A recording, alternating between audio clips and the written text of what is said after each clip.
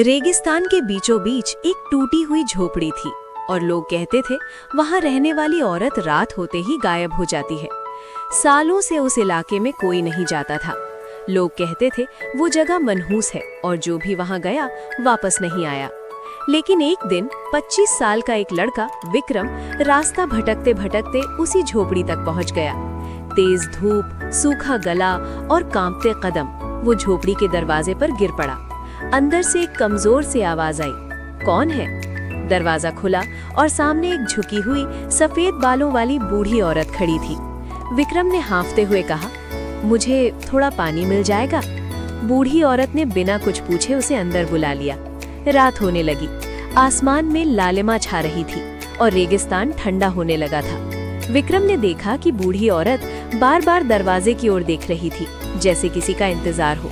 उसने पूछा, क्या आप यहाँ अकेली रहती हैं? बूढ़ी औरत ने हल्का सा मुस्कुराई, दिन में हाँ।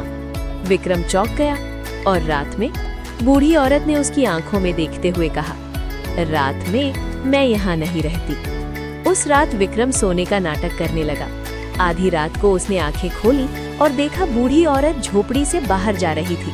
वो चुपचाप उसके पीछे चल पड़ा। रेगिस्तान के बीचों बीच एक पुराना कुआं था। बूढ़ी औरत उसके पास जाकर खड़ी हो गई और अचानक उसमें कूद गई। विक्रम घबरा गया और दौड़कर कुएं के पास पहुंचा।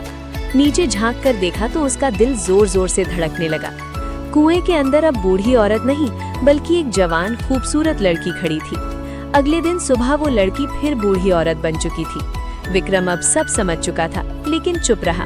शाम को उसने खुद उससे पूछा, क्या आप सच में वो नहीं हैं जो दिखती हैं? बूढ़ी औरत कुछ पल चुप रही, फिर उसकी आंखों में आंसू आ गए। उसने कहा, मुझे एक साधु ने श्राप दिया था। दिन में मैं बूढ़ी औरत हूँ और रात में अपने असली रूप में लौटती हूँ, और ये श्राप तभी टूटेगा जब कोई मुझे मेरे दोनों रूपों में पहचान ले। विक्रम ने धीरे से कहा, मैंने तुम्हें पहचान लिया है।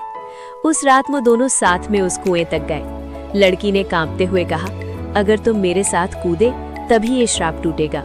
विक्रम बिना कुछ सोचे उसके साथ कुएं में कूद गया।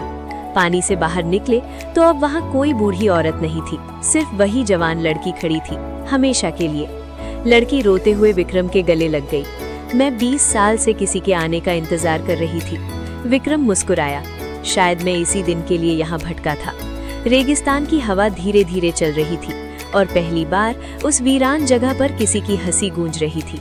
उस दिन के बाद वो झोपड़ी कभी सूनी नहीं रही, क्योंकि अब वहाँ एक श्राप नहीं बल्कि एक नई शुरुआत रहती थी। दोस्तों, अगर आपको ये कहानी पसंद आई तो वीडियो को लाइक करें, कमेंट में बताएं आपको सबसे ज्यादा कौन सा सीन